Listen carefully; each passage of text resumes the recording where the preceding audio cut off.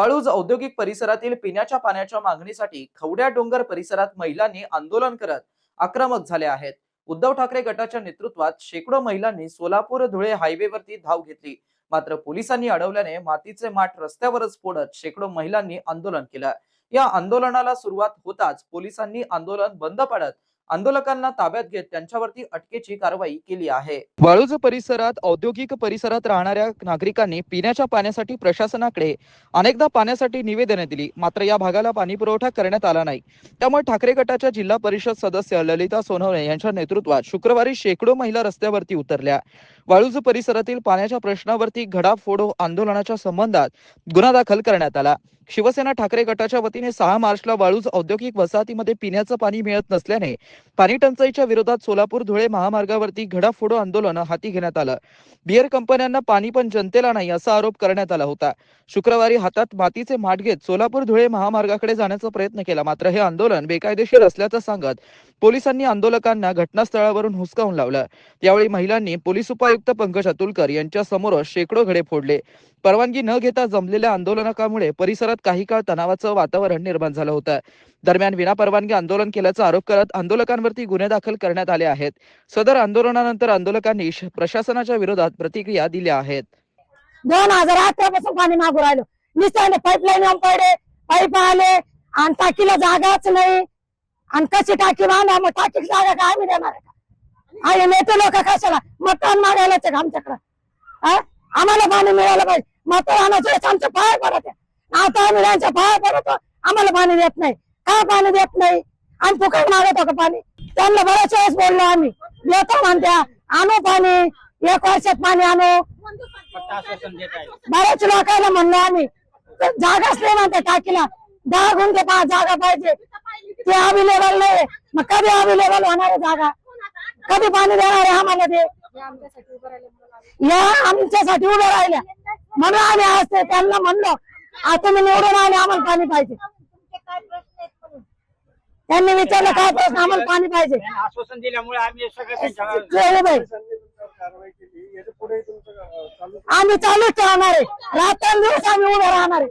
आम्हाला पाणी येत नाही तोपर्यंत आम्ही पूर्ण लेडीज उभे राहणार आहे. सारे उभे राहणार आहे, एक बी बसणार नाही. पाणी मिळाल्याशिवाय मागे हटणार नाही. मेला वीज चालेल, मेला वीज आम्हाला काही फरक पडत नाही. पण आमच्या लेकरांचं आम्ही काय करणार आहे? आम्हाला पाणी मिळालंच पाहिजे. आम्ही वडगाव कोल्हाटी या ठिकाणी पाण्यासाठी खूप मोठं आंदोलन केलेलं आहे. या ठिकाणी जनतेला पाण्याची कुठल्याही प्रकारची सुविधा गट नंबर मध्ये नाहीये आणि ज्या भागामध्ये पाणी पाईपलाईनची व्यवस्था आहे त्या ठिकाणी तर अजिबातच पाणी त्यांना त्या ठिकाणी येत नाहीये. त्यामुळे सगळी जनता त्रासलेली आहे आणि उन्हाळे दिवस असल्यामुळे आणि जवळपास 10-12 वर्ष झालेले आहेत लोकांना पाण्याची योग्य सुविधा नसल्यामुळे आज जनता चिघळलेली आहे. त्यांच्या पाणी प्रश्नावर आजपर्यंत कुठल्याही अधिकाऱ्यांनी आणि नेत्यांनी त्यांची दखल घेतलेली नाहीये.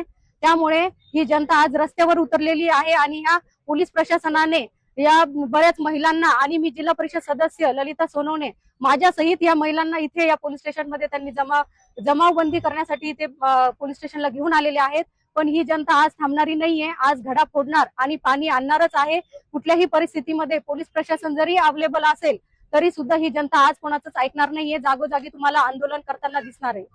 हो, आमचं आंदोलन दडपण्याचा प्रयत्न 2 दिवसापासून चालू आहे.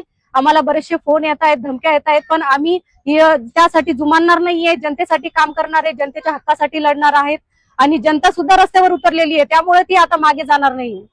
अधिकाऱ्यांच्या माध्यमातून जरी आमच्या हातात काही पडलं नसलं, खरं तर आमचं ज्यांच्या विरोधात आंदोलन होतं ते अधिकारी त्या ठिकाणी उपलब्धच झाले नाहीत. प्रशासनाचा प्रचंड मोठा दबाव त्यांच्यावरती होता आणि नंतर DCP साहेबांनी जी मीटिंग बोलावली त्याच्यामध्ये फक्त कुणीतरी असिस्टंट लेवलचे अधिकारी आले ज्यांना अधिकार नव्हतेच आश्वासन देण्याचं किंवा त्यांना काही ते बोलू शकत नव्हते. आता सुद्धा आमच्या हातात एकही लेखी आश्वासन नाही. कुठेतरी जनतेच्या तोंडाला पानं पुसण्याचं काम त्यांनी केलं. मात्र घडा फुटलेला आहे, पाणी येणार आहे आणि मीडियाचा भरपूर आम्हाला सपोर्ट झाला. सोशल मीडियाच्या माध्यमातून नागरिकांनी हे आंदोलन मोठं केलं आणि नागरिकांनी हे आंदोलन करून दाखवलं, गाजवून दाखवलं. निश्चितच या आंदोलनाचा फायदा होणार आहे. हातात काही पडलं नाही असं म्हणता येणार नाही. या आंदोलनानंतर आता पाणी येईल याची आम्हाला खात्री आहे. बरं, पोलीस असा आरोप आहे दुसरा तुम्हाला मारहाण झाली? हो, सकाळपासून खरं तर पोलीस बांधवांवर आमचा जरी आम्हाला मारहाण झाली असली तरीही काही आमचा त्यांच्यावरती आरोप नाही. कारण आम्ही समजू शकतो ते त्यांची ड्युटी करत होते आणि पोलिसांवरती प्रचंड दबाव होता, प्रचंड दबाव. मी गेली 22 वर्ष शिवसेनेत काम करतोय, एवढा दबाव मी आजपर्यंत कधीच अनुभवला नाही. अनेक आंदोलनं मी केलेत. मी स्वतः एक वाळूज महानगरचा चांगला एक आंदोलक आहे.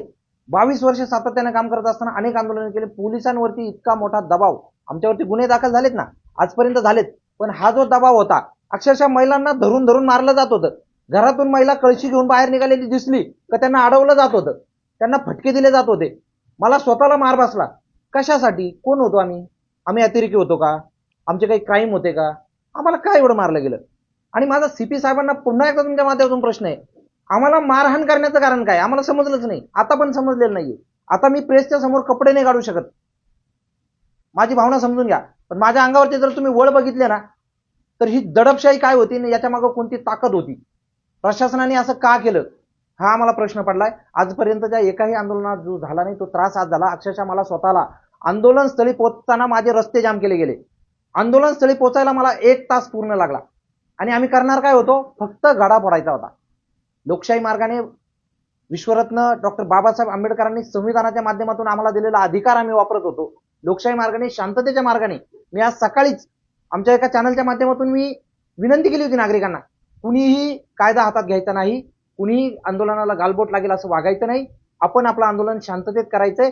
आम्ही फक्त प्रशासनाचा निषेध करणार होतो, प्रशासनाचं लक्ष वेधणार होतो. आणि आमच्या मायबाप जनतेला जो पाण्यासाठी संघर्ष करावा लागतोय, तर उन्हाळ्याच्या तोंडावर आम्हाला 8-8 दिवस पाणी मिळत नाही हो, त्यासाठीचा फक्त आमचा संघर्ष होता. मात्र तो दडपण्याचा पुरेपूर प्रयत्न प्रशासनाने केला, आम्हाला मारहाण केली, तरीही हे आंदोलन नागरिकांनी आणि मीडियानी यशस्वी केलं असं मी म्हणेन. वाळूज औद्योगिक परिसरातील पाण्यासाठी आंदोलन करणाऱ्या शिवसेनेच्या उद्धव बाळासाहेब ठाकरे गटाच्या नेत्यांसह 80 पेक्षा जास्त आंदोलकांवरती गुन्हा दाखल केल्याप्रकरणी शिवसेना नेते अंबादास दानवे यांनी संतप्त प्रतिक्रिया दिल्या आहेत.